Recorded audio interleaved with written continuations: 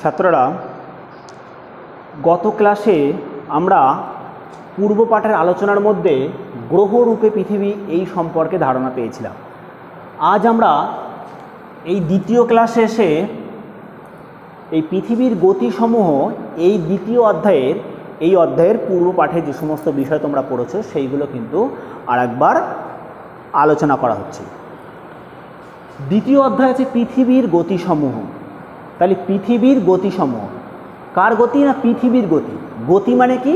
না আবর্তন করা বা এক জায়গা থেকে অন্য জায়গায় যাওয়াটাই হচ্ছে গতি। তাহলে পৃথিবীর গতিসমূহ বা পৃথিবী যে সমস্ত আবর্তন করছে তার গতিকে জানতে গেলে পৃথিবীর মূলত দুটো গতি কিন্তু আমরা পাব। একটা হচ্ছে আবর্তন গতি আর দুই হচ্ছে পরিক্রম গতি। কি? আবর্তন গতি আর পরিক্রম গতি। তাহলে আবর্তন গতি কী জিনিস বা পরিক্রম গতি কী জিনিস? আবর্তন গতি হলো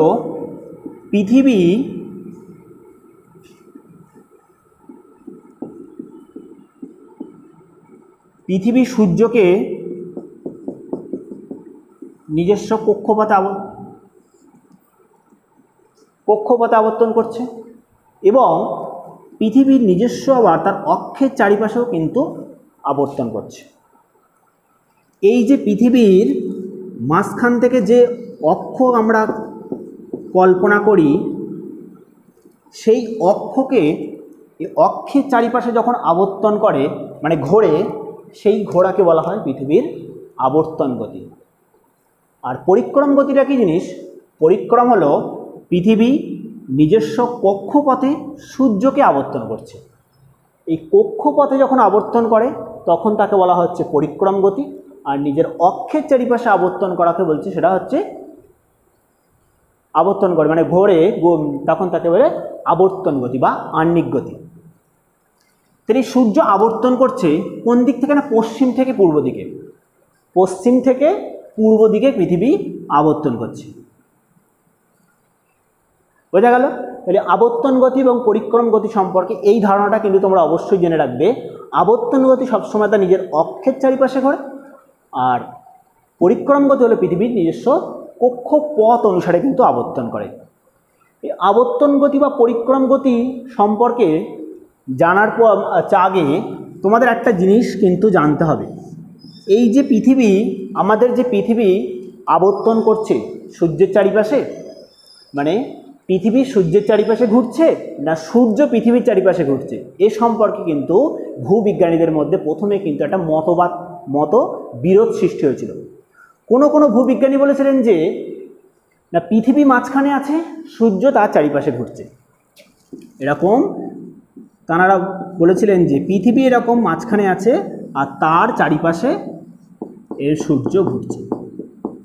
আবার তারপরে আমরা এখন যেটা জানি, মাঝখানে সূর্য থাকে আর তার চারিপাশে কক্ষপথ অনুসারে এরকম পৃথিবী আবর্তন করে। তাহলে কোনটা ঠিক? তার বিভিন্ন ভূবিজ্ঞানের দ্বারা কিন্তু বিভিন্ন মতবাদ বা বিভিন্ন প্রমাণের মাধ্যমে কিন্তু কোনটা ঠিক তার কিন্তু ধারণা পাওয়া গিয়েছিল। যেটা পৃথিবীকে কল্পনা করে মাঝখানে থাকে, দুটো মতবাদ সৃষ্টি হয়েছিল। এটা হচ্ছে পৃথিবী কেন্দ্রিক মতবাদ আর এটা হচ্ছে সূর্য কেন্দ্রিক মতবাদ। পৃথিবী যখন মাঝখানে থাকে, সূর্য বাইরে থাকে, তখন সেটা হচ্ছে পৃথিবী কেন্দ্রিক মতবাদ।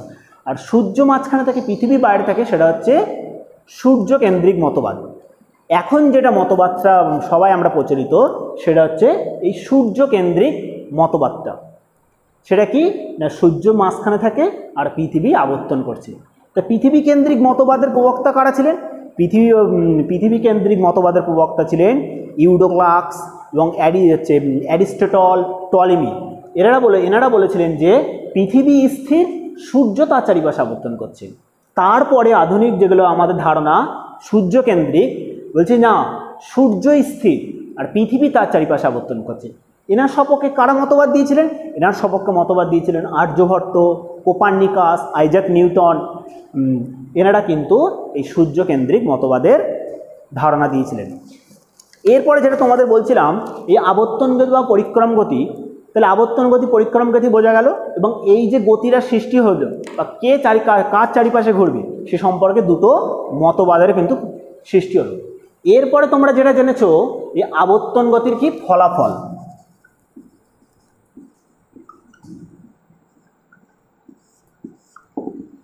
আবর্তন গতির ফলাফল জেনেছো। আবর্তন গতির ফলে কি হয়? আবর্তন গতির ফলে দিন রাত্রি হয়। ধরো এইটা পৃথিবী, এই সূর্য যেদিকে পৃথিবীর যেদিকে পড়ছে তাহলে সেদিকে কি হচ্ছে? দিন হচ্ছে। তার বিপরীত প্রান্তে কি হচ্ছে? রাত হচ্ছে। তাহলে এর থেকে কিন্তু এই দিন রাত্রির ধারণা কিন্তু এই আবর্তন গতির জন্যই কিন্তু হয়। এবং আমরা যে সময় গণনা করি যে এখন দিনের বেলা, এখন রাতের বেলা, এখন ধরো সকাল 10টা বা এখন রাত 10টা, এই যে সময় গণনা করলাম তারও কিন্তু এই আবর্তন গতির কারণেই হয়। তাহলে যে স্থানে যখন সূর্য 10টা দুবারই বাজছে, সকালেও বাজছে রাতেও বাজছে, যখন সূর্য যখন থাকছে তখন সেটা আমরা কি দিন 10টা বলছি, আর যখন সূর্য থাকছে না তখন আমরা কি রাত 10টা বলছি। তাহলে সেটা কিসের উপর নির্ভর করছে? পৃথিবীর আবর্তনের কারণেই করছে। তাহলে এর থেকে কিন্তু এটাও কিন্তু পৃথিবীর আবর্তন গতির ফলাফল, কি না? দিন রাত্রি সংগঠন এবং সময় গণনা করা। এছাড়া এবং জোয়ার ভাটা, আমরা নদীতে বা সমুদ্রে যে সমস্ত জোয়ার এবং ভাটা হয় তারও কিন্তু হচ্ছে এই সূর্য আবর্তন গতির কারণেই হয়। কেননা এই সূর্যের আকর্ষণেই কিন্তু এই পৃথিবীর এই জলপৃষ্ঠ কিন্তু ফুলে ওঠে। তাহলে পৃথিবীর যে স্থান এই সূর্যের সামনে থাকে তাহলে সে স্থানে জলপৃষ্ঠ কি ফুলে ওঠে, তখন সেখানে কী হয়? জোয়ার হয়। তাহলে বিপরীত প্রান্তে কী হবে? ভাটা হবে। তাহলে কিন্তু এই জোয়ার ভাটা যেটা সৃষ্টি হলো সেটাও কিন্তু কি এই আবর্তন গতির কারণেই কিন্তু হলো। তাহলে এছাড়া এইগুলোই তোমরা আর জেনেছিলে।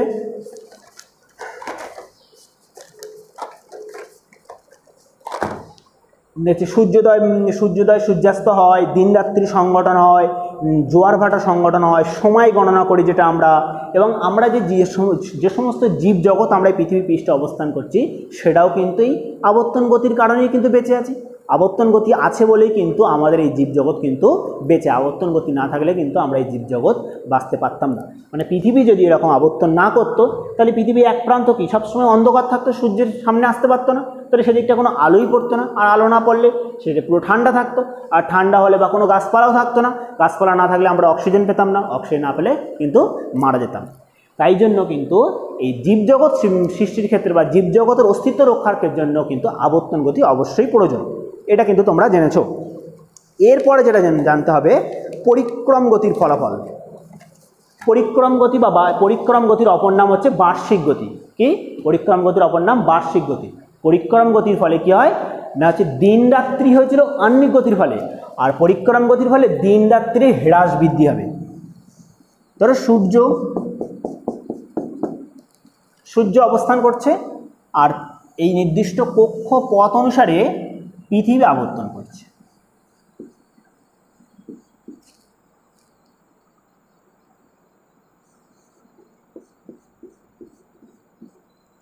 এরকম পৃথিবী আবর্তন করছে।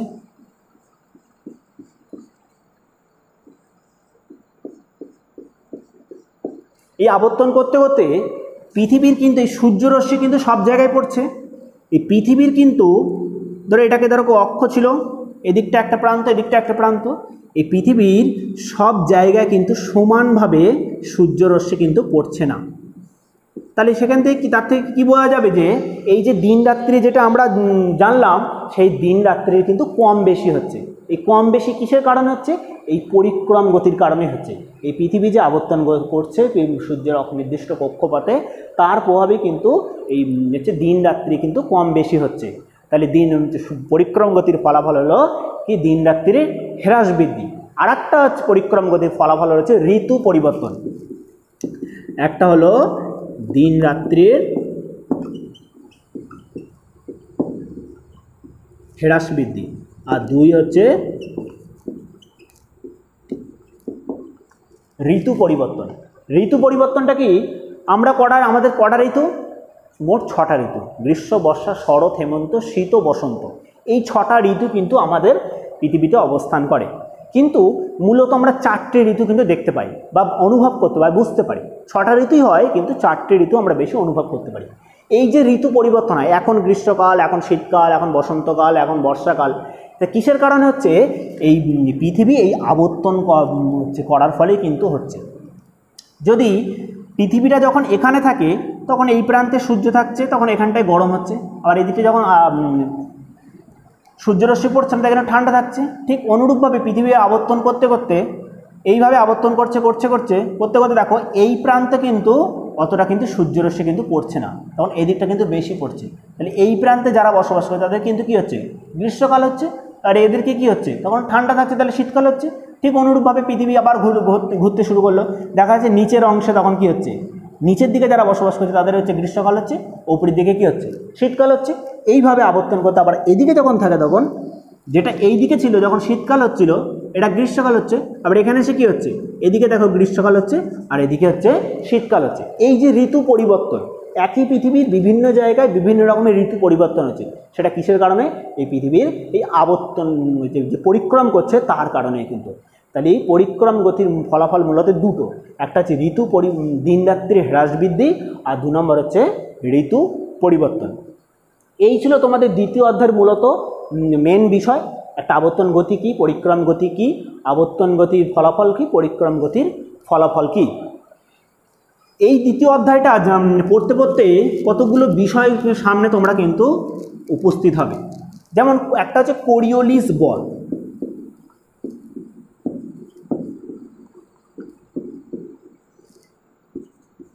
কোরিওলিস বলটা কী জিনিস, এই কোরিওলিস বলের কারণেই কিন্তু এই আবর্তন গতি হয়।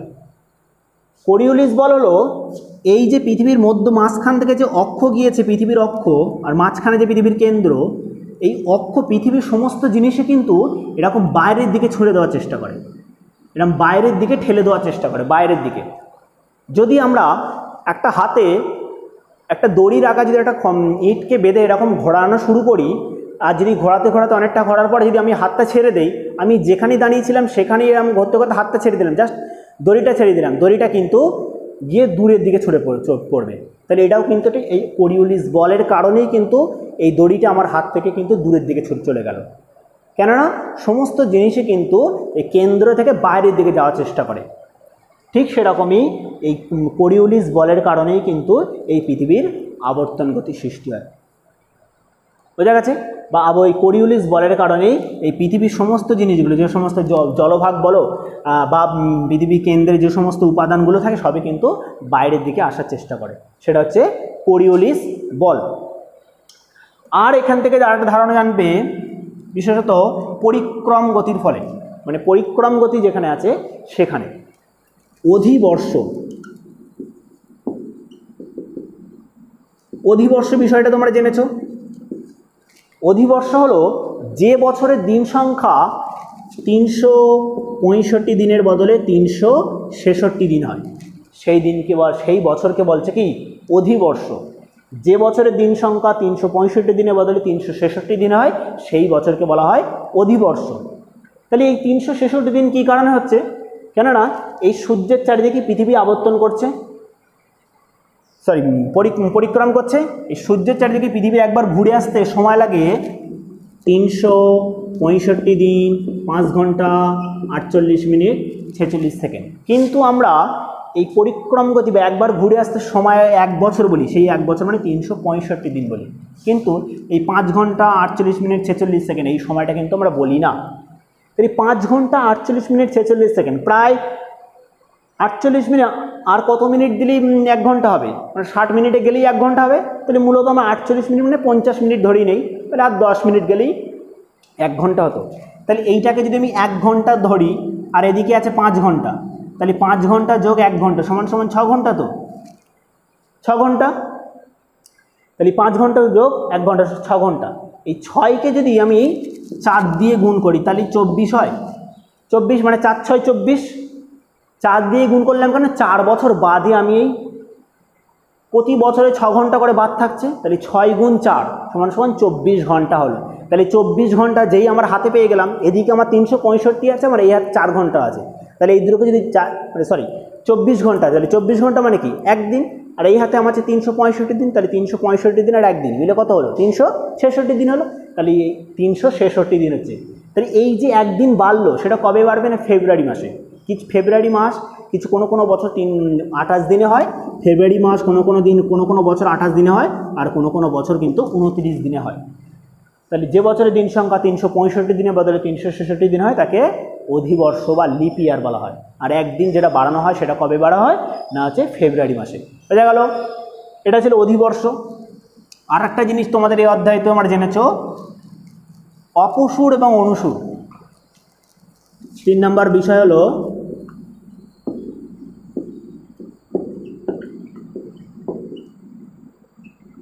অপসুর এবং অনুসুর। এই কথার এই জিনিসটা মনে রাখতে একটা জিনিস, অনু, এই কথাটা মনে রাখবে। অনু মানে আণুবীক্ষণিক, অনু মানে আণুবীক্ষণিক যন্ত্র। তা আণুবীক্ষণিক যন্ত্রে কি করা হয়?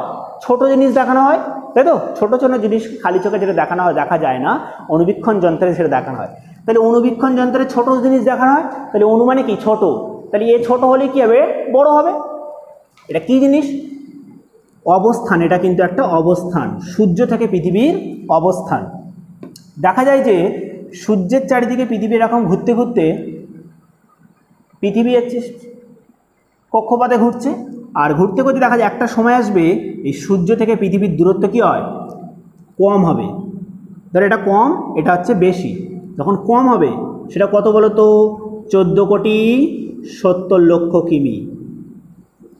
আর এটা হচ্ছে বেশি হবে, 15,20,00,000 কিমি। সূর্যের চারিদিকে পৃথিবীর ঘুরতে ঘুরতে যে দিনে বা যে সময়ে বা যে দিনে সূর্য থেকে পৃথিবীর দূরত্ব কম হবে তখন তাকে বলা হচ্ছে অনুসুর অবস্থা। এটা কিন্তু একটা অবস্থা। আর সূর্য থেকে পৃথিবীর দূরত্ব যখন বেশি হবে তখন তাকে বলছে অপসুর অবস্থা। তাহলে অনুসুর অবস্থা বা অপসুর অবস্থা কি?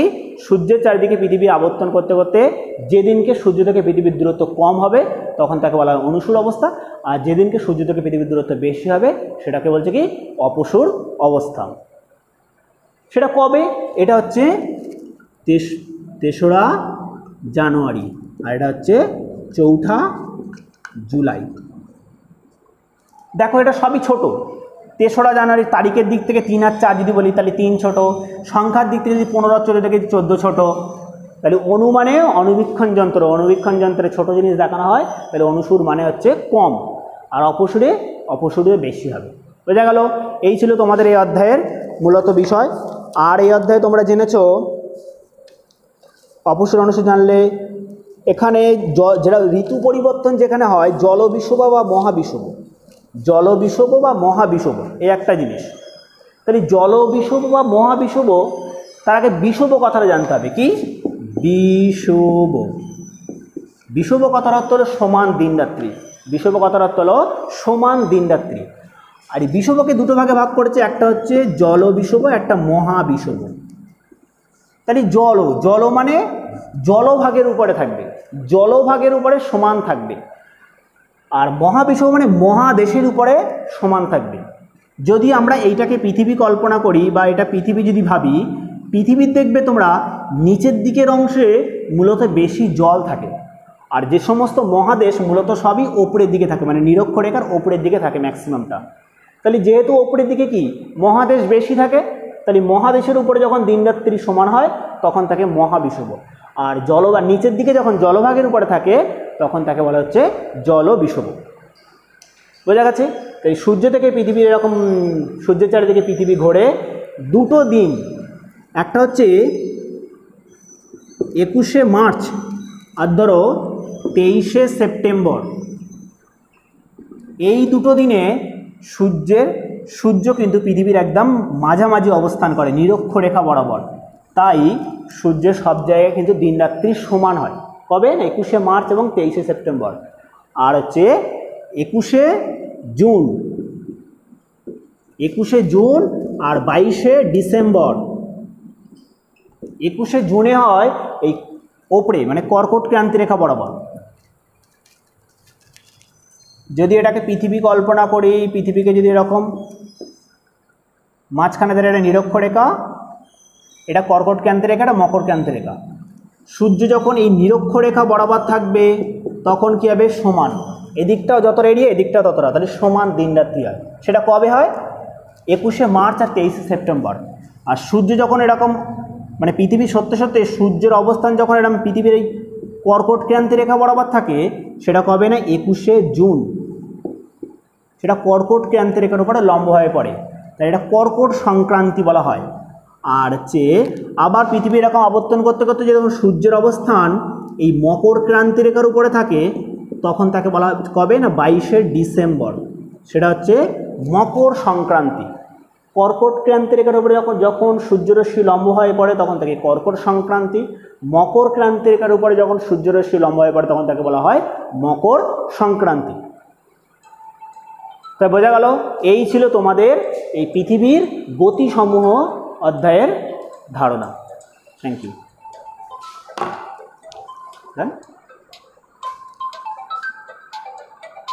হয়নি?